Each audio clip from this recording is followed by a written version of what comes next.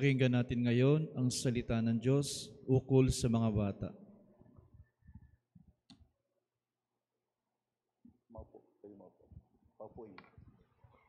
Magsipo muna po tayo.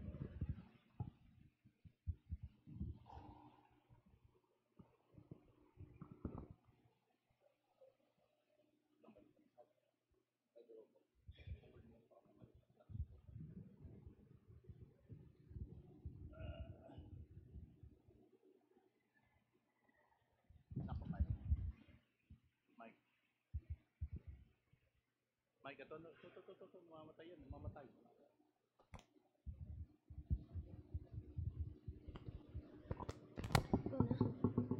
Ang mabuting balita ng Panginoon ayon kay San Marcos.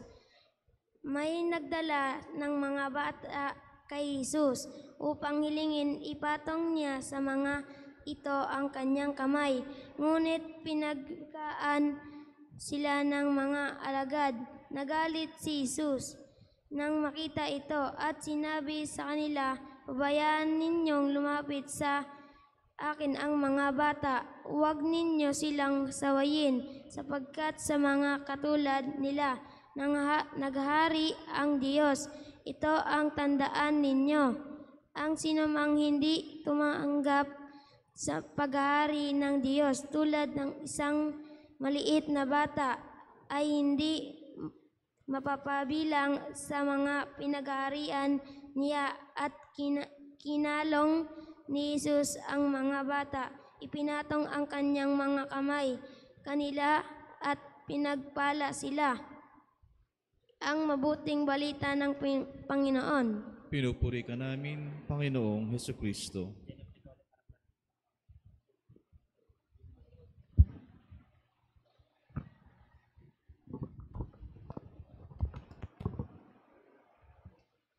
Magsiluhod po tayo.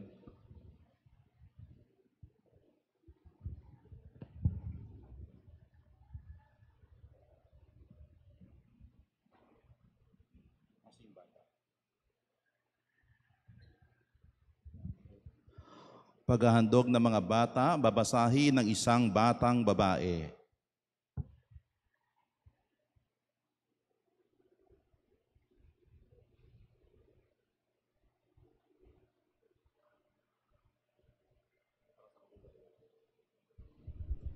O Kristo aming Hari, sa unang pagdalaw na ito, naririto ang inihandog namin sa iyo. Kasama ng mga magulang, ang mga bata sa parokya na iyong minamahal at kinalulugdan, hinayaan mong lumapit sa iyo ang mga bata at winika mong nasa kanila ang iyong paghahari. Muli mo kaming tanggapin, patungan ng kamay at pagpalain upang mabilang sa iyong paghahari, magpasawalang hanggan. Amen. Amen. Ama namin, sumasalangit ka, sambahin ang ngalan mo, mapasa amin ang kaharian mo. Sundin ang loob mo dito sa lupa para nang sa langit. Bigyan mo kami ngayon ng aming kakanin sa araw-araw. Patawarin mo kami sa aming mga sala para ng pagpapatawad namin sa nagkakasala sa amin. At wag mo kaming ipahintulot sa tukso at iadya mo kami sa lahat ng masama. Amen. Aawitin po ang halina at magdiwang. Tatayo po tayong lahat. Amen.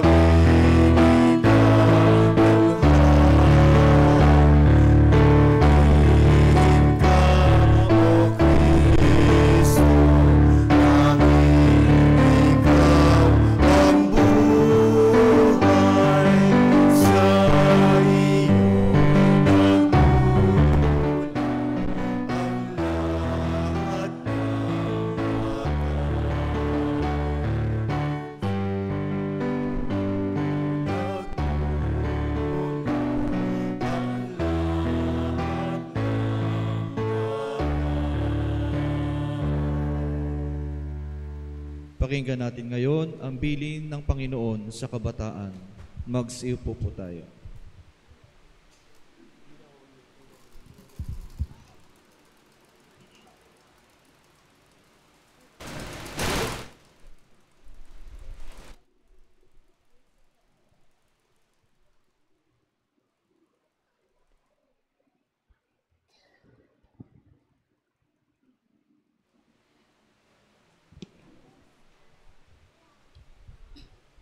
Ang salita ng Diyos mula sa aklat ng Kawikaan. Anak ko, ang aral ko ay huwag mong lilimutin. Lahat ng aking utos sa isipan mo'y itanim, upang araw mo'y tumagal, humaba ang iyong buhay, at maging masagana sa lahat ng kailangan. Pananalig at katapat ay huwag mong tatalikdan. Ikwinta sa iyong leeg at itanim sa isipan. Sa gayon, sa iyo ay mailulugod itong Diyos. Magiging mabuti sa paningin ng sansinukob. Sa Panginoon ka magtiwala, buong puso at lubusan, at huwag kang mananangan sa sariling karunungan, aking anak. Ang saway ng poon ay huwag mamaliitin. Kung ikaw ay tinutuwid, huwag mababagot man din, pagkat lahat ng mahal niya ay itinutumpak ng daan, at ang anak na minamahal sinasaway ng magulang. Ang salita ng Diyos. Salamat sa Diyos.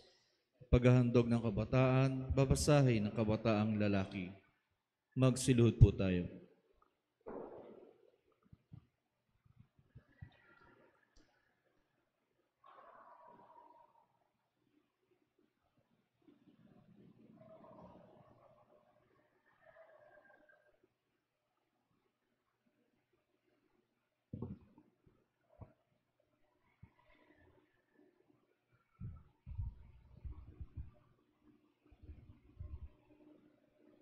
O Panginoong Hari ng Sanlibutan, naririto kami upang ihandog sa iyo ang lahat ng kabataan ng parokya.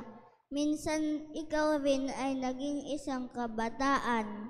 Lumaki nawa kaming tulad mo, masunuring anak, umuunlad sa karunungan, at kinalulugdan ng Diyos at ng mga tao. Ilayo mo kami sa mga tukso at pagkaligaw ng landas. Gamitin nawa namin ng aming lakas para sa ikalalaganap ng iyong pag-aari, magpasawalang hanggan. Amen. Papuri sa Ama, sa Anak at Espiritu Santo. Kapara ng nauna, ngayon magpakailanman, magpasawalang hanggan. Amen. Aawitin po natin ang bukal ng buhay. Tatayo po ang lahat.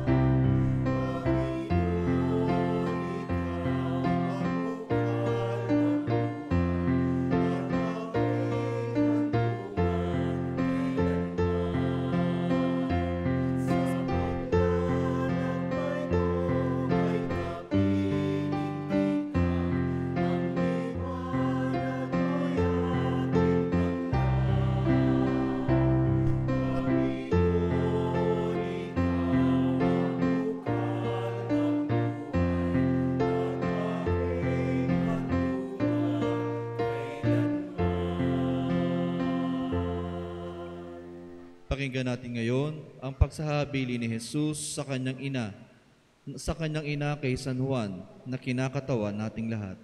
Magsiupo po tayo. Manatili po tayo nakatayo. Manatili po tayo nakatayo.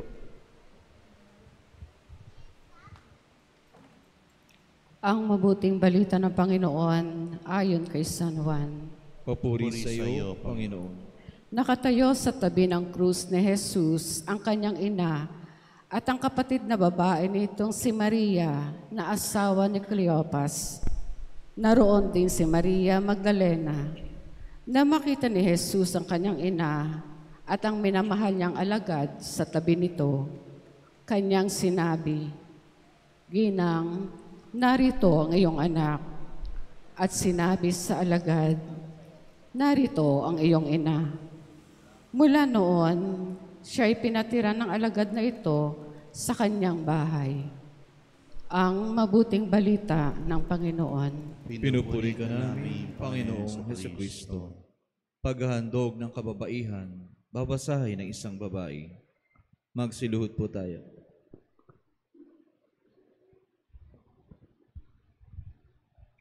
Paghahandog ng kababaihan. O Jesus, Panginoon namin at Hari, pinaglihi, dinala, sinapupunan at isinilang ka ng isang babae, si Mariang dakila at kaibig-ibig sa lahat ng mga babae. May mga babae ring naging iyong mga tagasunod.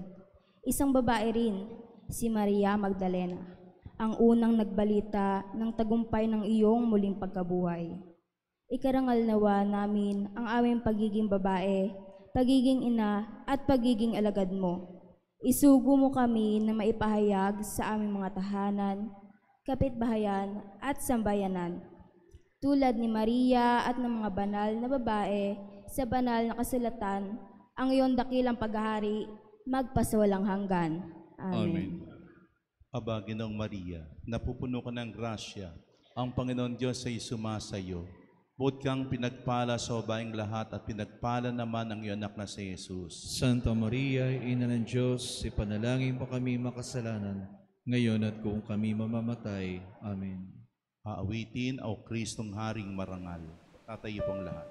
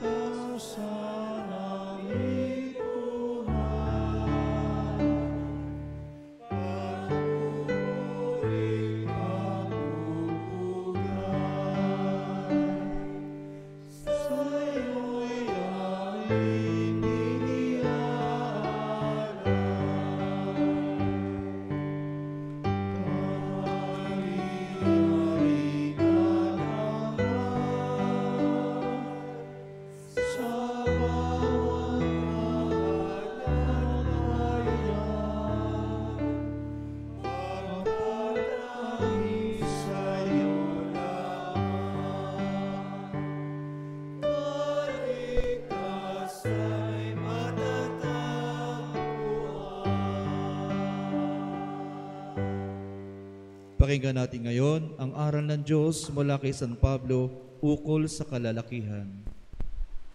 Maupo tayo.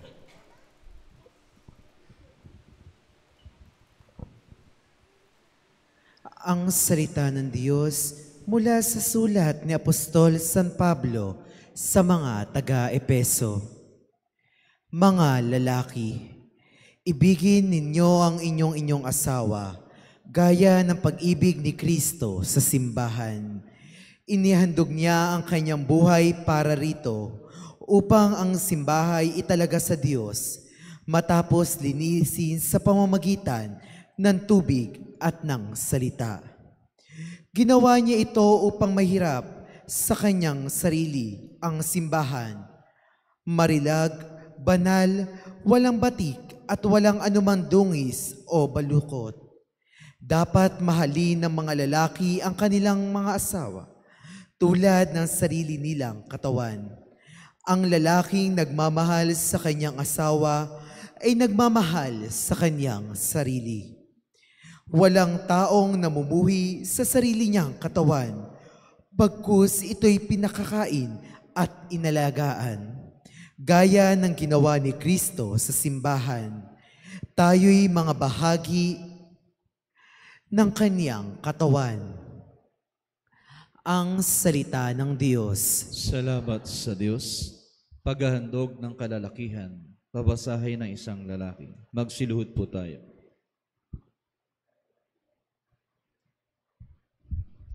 Paghahandog ng kalalakihan. O Panginoon naming Hari at Manunubos, tanggapin mo ang paghahandog ng lahat ng mga lalaki ng parokya. Gawin nawa naming nguwaran ang iyong itinuring na amang si San Jose. Lagi nawa kaming maging matuwid, inaanap na matupad ang iyong banal na kalooban upang aming panindigan. Ituring nawa namin ang mga babae bilang aming kaparis. Tulad mo, magmahal nawa kaming nakahandang ialay ang buhay para lumaganap ang kaharian ng pag-ibig. Magpasawalang hanggan. Amen. Amen. Ama namin, sumasalangit ka, sambahin ang ngalan mo. Mapasa amin ang kaharian mo, sundin ang loob mo dito sa lupa para nang sa langit. Bigyan mo kami ngayon ng aming kakanin sa araw-araw. Patawarin mo kami sa aming mga sala, para ng pagpapatawad namin sa nagkakasala sa amin. At huwag mo kaming ipahintulot sa tukso, at iadya mo kami sa lahat ng masama. Amen. Aawitin natin ang alagad, tatayo po tayo.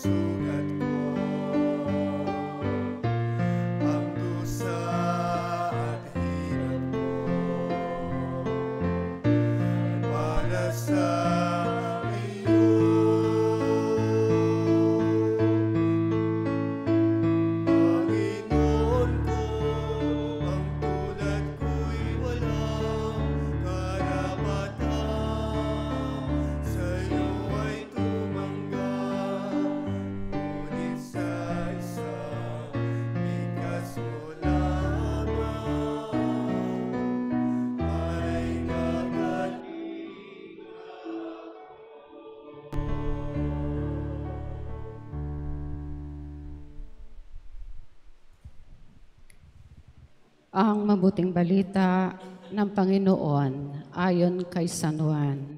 Papuri sa iyo, Panginoon.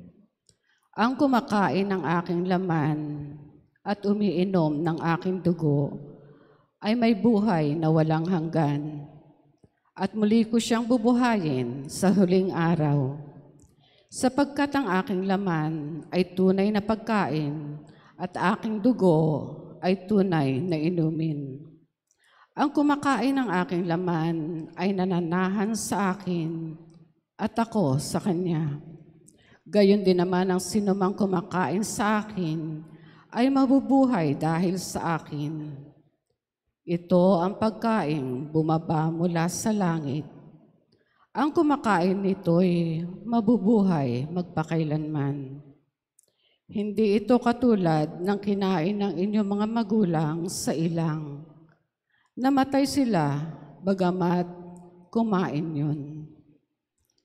Ang mabuting balita ng Panginoon.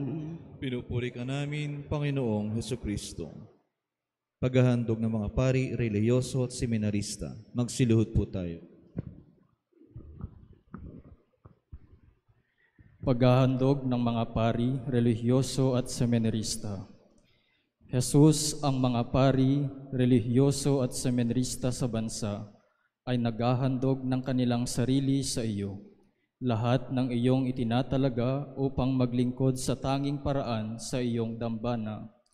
O Jesus, tanggapin mo ang pag-ibig ng lahat ng mga pari, mga relihiyoso at seminarista, at ipagkaloob mo na kami ay managana sa pag-ibig sa iyo na aming Panginoon, magpas sa walang hanggan.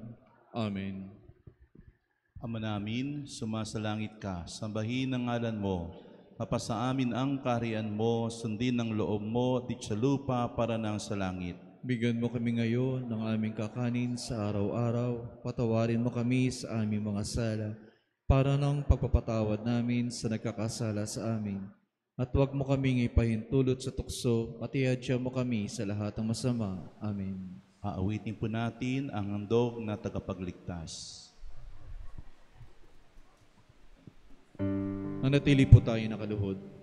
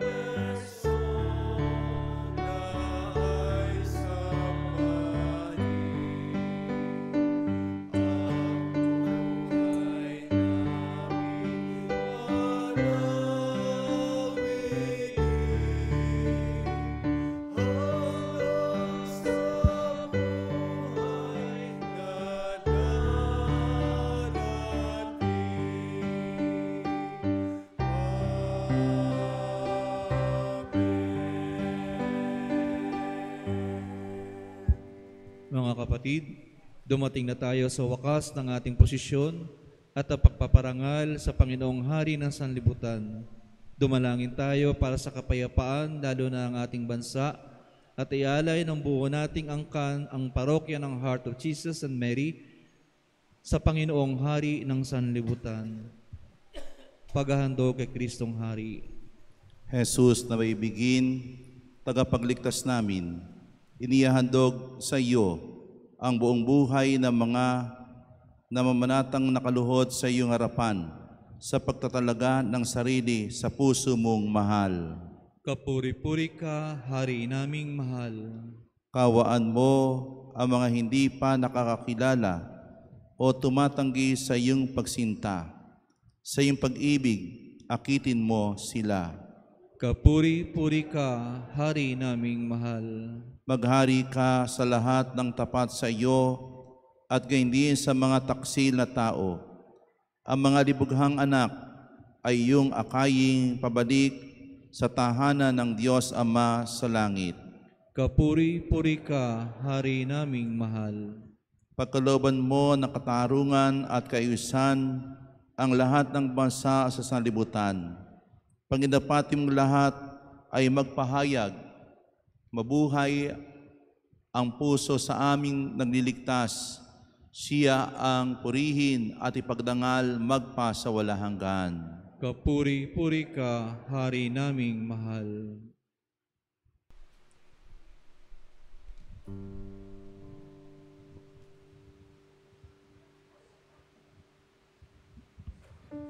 Awitin Tantum Ergo.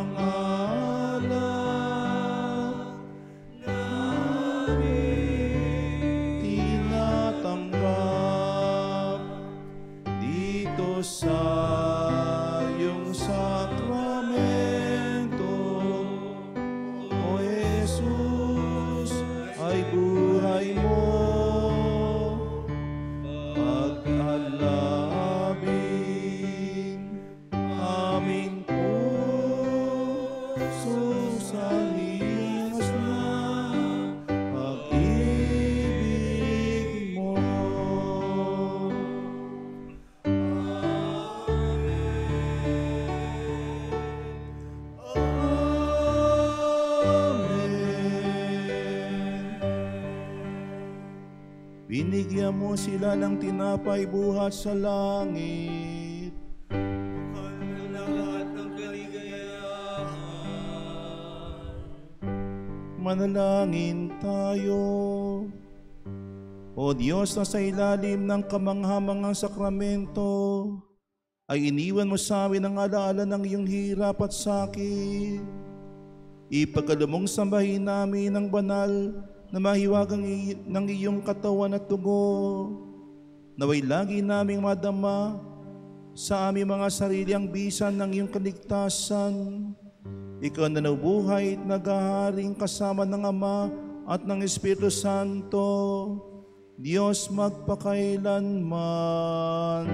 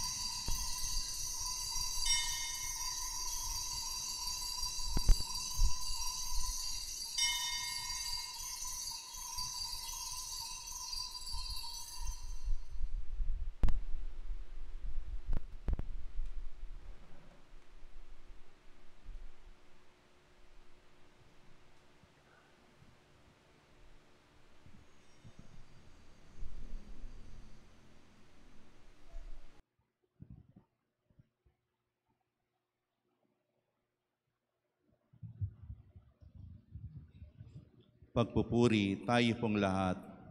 Puri ng Diyos, puri ng kanyang banal na pangalan. Purihin si Jesucristo, Diyos na totoo at tao namang totoo. Purihin ang kanyang kamahal-mahalang puso. Purihin ang kanyang napakahalagang dugo. Purihin si Jesucristo sa Santisimo Sakramento sa altar. Purihin ng Espiritu Santo ang mga aliw. Purihin ang dakilang ina ng Diyos na si Maria Santissima. Purihin ang santa at dinarungisang paglilihi sa Kanya. Purihin ang ngalan ni maluwalhating pagkakiyat sa langit. Purihin ang ngalan ni Maria, Birhen at Ina. Purihin si San Jose, kanyang kalinis-linisang esposo. Purihin ang Diyos sa kanyang mga anghel at sa kanyang mga santo. Awitin natin o sakramentong mahal.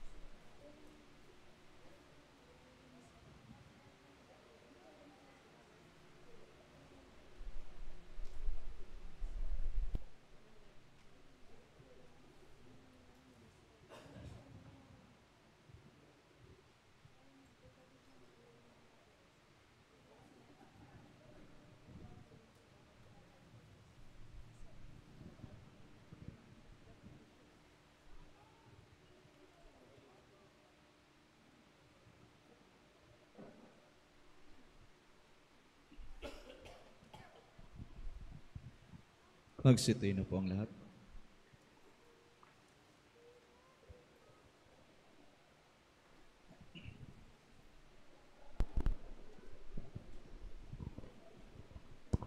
Muli po ay magandang gabi po sa inyo lahat. Tayo po ay nagkapasalamat sa inyong lahat na nakiisa sa ating 3 araw na pagdiriwang na ito para sa Kristong Hari. Bukas po alas 9:30 o alas 9 ng umaga ang ating pong Misa Mayor. Tayo po ay naanyayahan na dumalo sa banal na misa.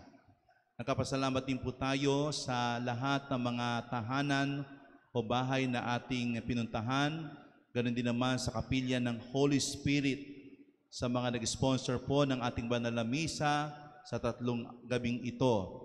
Sa mga naglingkod sa atin gabi-gabi ay maraming salamat po.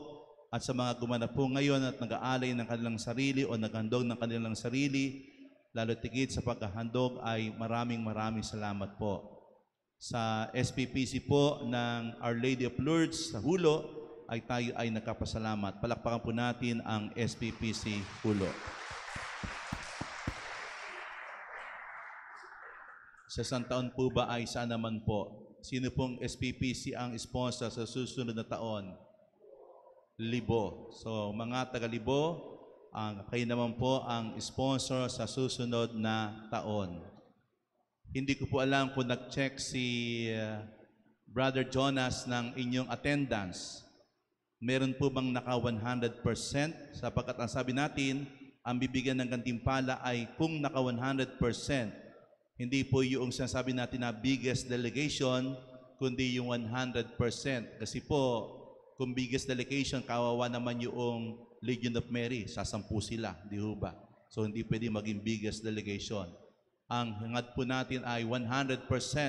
Sino po ba dito ang 100% na naritong lahat ang kasapian ng bawat samahang pangsimbahan? Meron po ba? 100% po ba ang servant of Mary? Nagtataas po kayo ng kamay. Iisa lang po ba ang servant of Mary kaya 100%? Okay. O isa din ang Mother Butler. Isa lang po ba ang Mother Butler? Hindi po ba kayo 20? Ayan. So wala naman hong naka 100%. Sa makatwid, wala pong gantimpala na bibigay bukas. Ano po? Kasi wala naka 100% eh. No? Kahit po ang marami ito mga Eucharistic Minister of Holy Communion ay hindi naman po sila 100%. Kalahati lang daw sila. 50% lang daw po sila. So wala ho ba naka 100%? Ibig sabihin ay wala hong premyo ibibigay bukas. Sino yung nagtataas ng kamay? Ano po kayo? Kayo po yung host eh. Hindi po kayo bibigyan doon kasi kayo po ang host. Okay. So muli ay maraming salamat at bukas po ay inaasahan na tayo ay makakasama sa pagsimba. At marami po tayo. Sana po, paulit-ulit ko na lang po sinasabi ito, yung ating full and active participation. Sana po tayong mismong lingkod simbahan ang sumasagot at malakas ang ating sagot para nakakahawa po tayo ng ibang nagsisimba. No? Tayo po mismo ang manguna ng pagsagot ng malakas at pakikiisa sa mga awitin. No, para ho mahawa natin ang iba. Para po hindi na po paulit-ulit yung aking reminder. Kuminsan po sa ngalan lang ng Ama at ng Anak at ng Espiritu Santo, ang hina-hina ng sagot ng Amen. Iisang salita lang naman po, Amen, ay mahina pa. At bungad pa nga po iyon, parang walang kasigla-sigla. No, walang kalatoy-latoy eka nga po. No, tayo naghahandog kay Lord, tayo nag-aalay kay Lord, tayo ay sumasamba kay Lord, pero bakit walang kalatoy-latoy? O walang kasigla-sigla ang ating pagtugon? Sana po bukas ay paalala, bawat isa sa atin ay magsisimba naman uli bukas sapagkat meron po tayong ganap o paglilingkod na gagawin bukas, ay sikapin po natin na mahawa natin ang ibang nagsisimba sa pagsagot sa banal na misa. Muli, meron pang papaalala ang Commission on Liturgy. Paalala ko na lang po, inaanyahan po tayo na magsimba sa Miyerkules na kung tawagin natin Red Wednesday. Ayan po si Red. Red Wednesday. Ano? Ito po ipanalangin natin para sa mga Kristiyanong inuusig. Bagamat hindi natin naranasan ito, no? Pero pati naman natin kahit na tayo ay narito sa Luzon, marami ay Kristiyano, kuminsan nakakaranas po tayo ng pag-uusig kahit na individual. Ay, simba pa ng simba, lagi naman nagmumura. O, di inuusig na tayo. Hindi po ba? Nakakaranas po din tayo ng pag-uusig. Kaya po, ipagdadasal po natin ito, ang nobina po para sa perpetual health ay 5:30. Kaya po magpunta na tayo ng 5:30. At pagkaroon po ng nobina sa perpetual health, ay tayo ay magmimisa para po sa simbahang inuusig. At inaanyahan naman po na tayo ay magsuot ng kulay pula. Hindi upang tayo ay lumaban, kundi iyan po ay larawan ng dugo ng mga martir na namatay dahil sa pag-uusig. No? So, yun po ang susot natin sa araw ng Miyerkules. Dagdagan niyo pa ho, isama ninyo yung mga kasama niyo sa samang pangsimbahan, at kung kayo ay makawa 100% din, sige po, magbibigay po tayo ng premyo.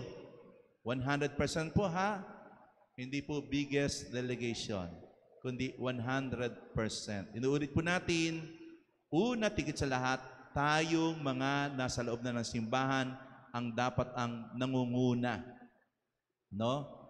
At gumaganap sa mga gawain, no, lalo tigit sa ganitong pag-prosesyon, lalo tigit sa ganitong kapistahan. So muli, sa lahat ng mga gumanap, sa lahat na nag-alay ng kanilang sarili, sa mga nag-sponsor ng anuman ang in-sponsor sa pagkain, sa bulaklak, sa banal na misa, ay maraming salamat po. Tumayo na po ang lahat. Maaari siguro tayong umawit ng isang awit tungkol sa Malabirang Maria. Maaari po siguro yung ang puso ko'y nagpupuri.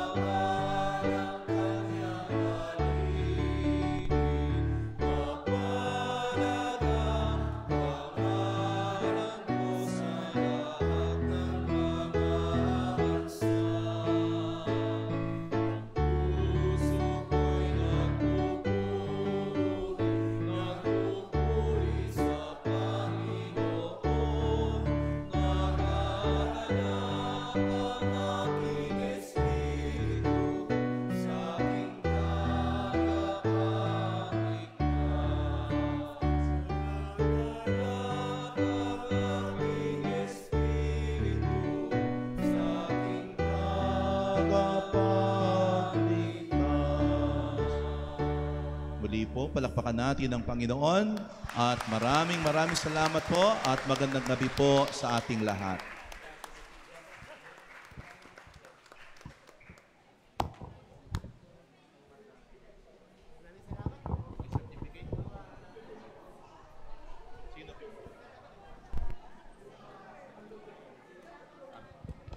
Hello, mic test. Gumawiga-wiga daw po tayo sa harapan para mapicturean tayong lahat. Gawi-gawi po tayo sa harapan. Bumalik po tayo sa may upuan at gumawi-gawi tayo sa harapan para humapicturean tayong lahat. At mamaya po ay pipicturean naman po lahat